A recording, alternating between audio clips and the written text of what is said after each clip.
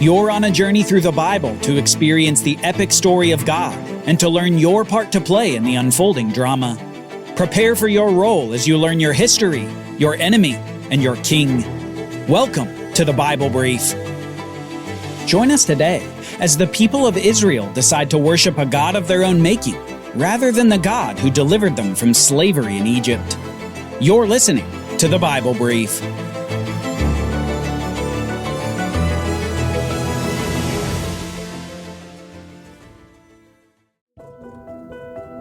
After coming down upon Mount Sinai and speaking the 10 Commandments to the people of Israel, God continues to give more laws and regulations to the nation through Moses.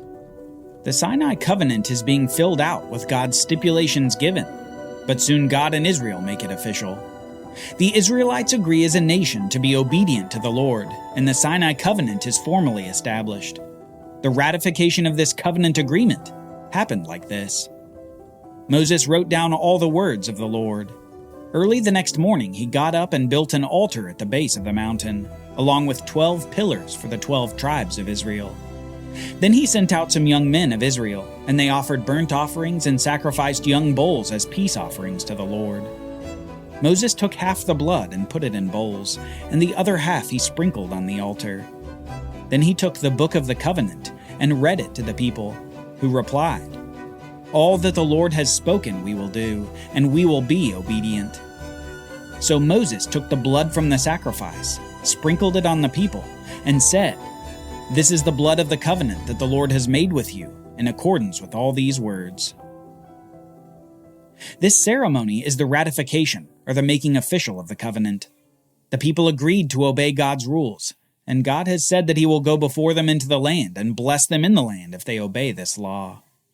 Blood, the primary signifier of life in the Bible, here is suggestive of the solemnity and seriousness of this ceremony and of covenant violation.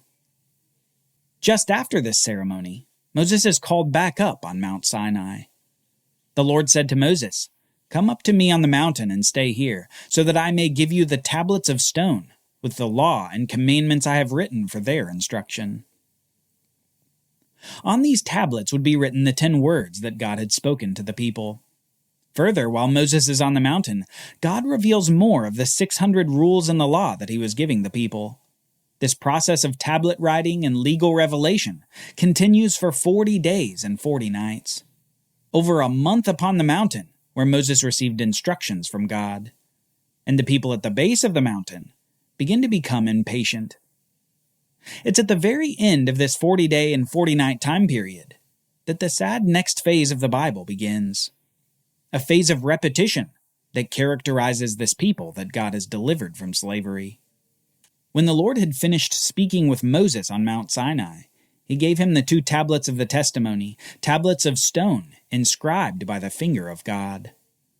Now when the people saw that Moses was delayed in coming down from the mountain, they gathered around Aaron and said, "Come, let us make gods who will go before us. As for this Moses who brought us up out of the land of Egypt, we do not know what has happened to him." It had only been 40 days since the very same people had ratified the covenant with their God. 40 days since they said, "All that the Lord has spoken we will do, and we will be obedient." And yet, having heard God's voice speak the 10 words, they pushed from their minds that God had forbidden the creation of fake gods, the idols like the Egyptians had. The people of Israel rebel against God and his law and demand that Aaron, Moses' brother, should make them false gods to go before them. Perhaps we stop here and think to ourselves, surely Aaron will correct the error of the Israelites and remind them of their recent covenant agreement to obey God's law. He'll refuse to make this idol for them. Surely Aaron will lead the people well in his brother's absence. Well, surely we'd be disappointed. Aaron told them, "Take off the gold earrings that are on your wives and sons and daughters and bring them to me." Then all the people took off their gold earrings and brought them to Aaron, and he took the gold from their hands, and with an engraving tool he fashioned it into a golden calf. And they said, "These, O Israel, are your gods, who brought you up out of the land of Egypt." This is quite a statement by the people of Israel. God himself had given the 10 Commandments in a very specific context. He had said, I am the Lord your God, who brought you out of the land of Egypt, out of the house of slavery. And yet here, just over 40 days later, with a fake god made from their earrings, the Israelites say to themselves, "These are your gods, O Israel, who brought you up out of the land of Egypt." It's such a sad display of the corruption of heart, even in the people that God had redeemed from slavery. All the while, Moses is on the mountain as God reveals what is happening down below. The Lord said to Moses, "Go down at once, for your people, whom you brought up out of the land of Egypt, have corrupted themselves. How quickly they have turned aside from the way that I commanded them. They have made for themselves a golden calf and have bowed down to it. They have sacrificed to it and said, 'These, O Israel, are your gods who brought you up out of the land of Egypt.'" The Lord also said to Moses, "I have seen this people, and they are indeed a stiff-necked people. Now leave me alone, so that my anger may burn against them and consume them. Then I will make you into a great nation." But Moses sought the favor of the Lord his God, saying, "O Lord, why does your anger burn against your people, whom you brought out of the land of Egypt with great power and a mighty hand? Why should the Egyptians declare, 'He brought them out with evil intent to kill them in the mountains and wipe them from the face of the earth'? Turn from your fierce anger and relent from doing harm to your people. Remember your servants, Abraham, Isaac, and Israel, to whom you swore by your very self when you declared, 'I will make your descendants as numerous as the stars in the sky, and I will give your descendants all this land that I have promised, and it shall be their inheritance forever.'" So the Lord relented from the calamity that he had threatened to bring on his people. We need to note two things here.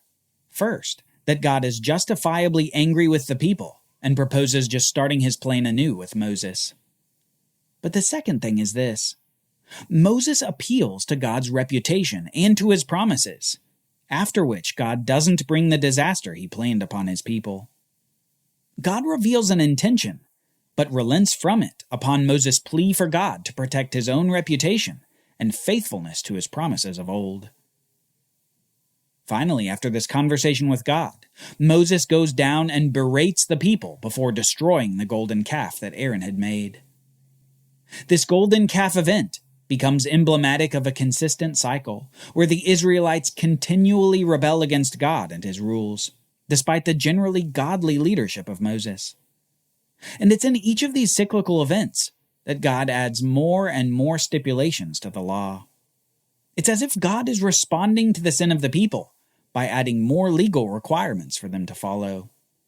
Sin becomes an occasion for God to show people a better way to live through his law.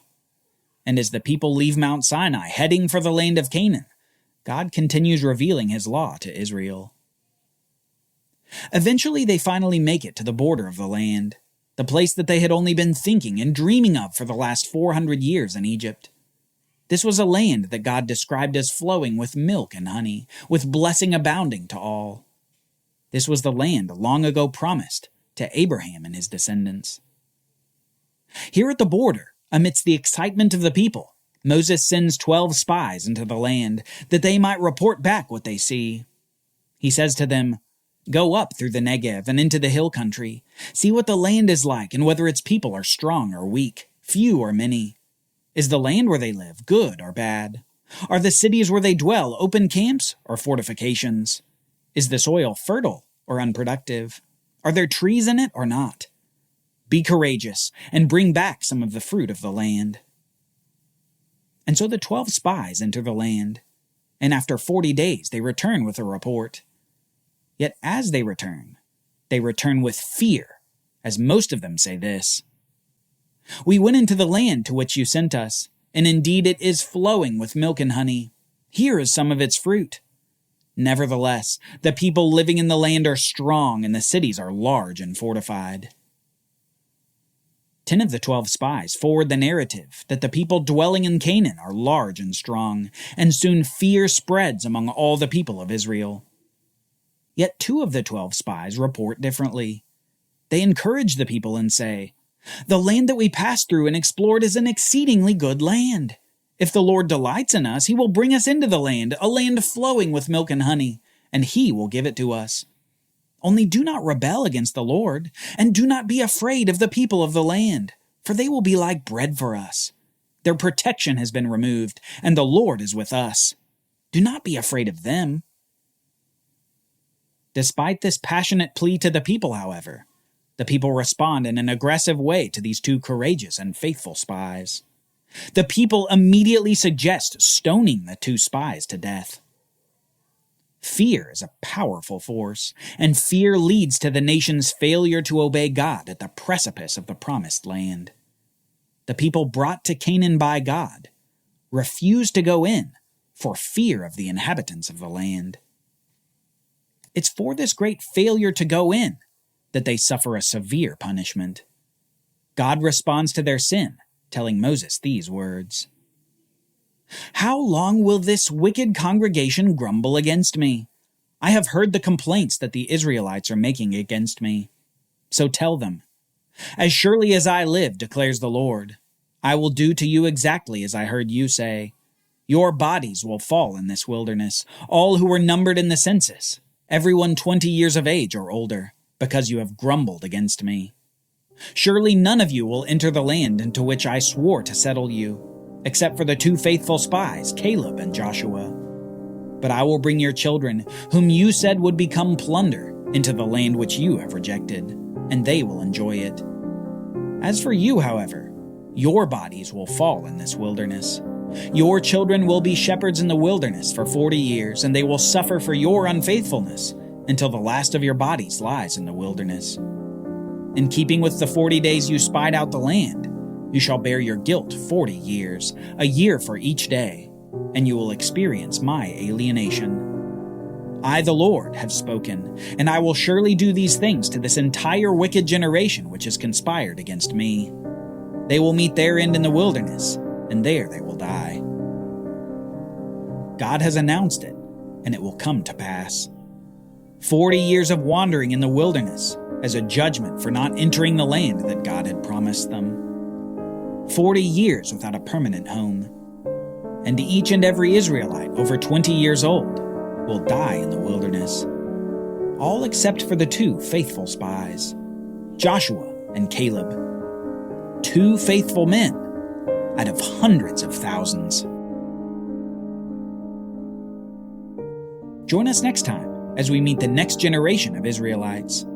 Will the sons and daughters of this disobedient generation finally come into the land? Will they be able to defeat the fortified cities of the people there? Will they rebel like their fathers?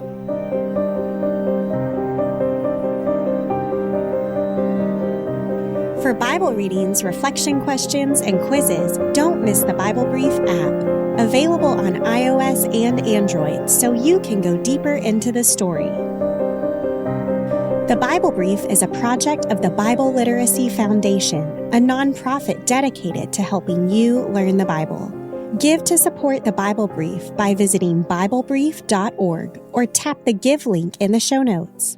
Thank you for supporting the Bible Literacy Foundation.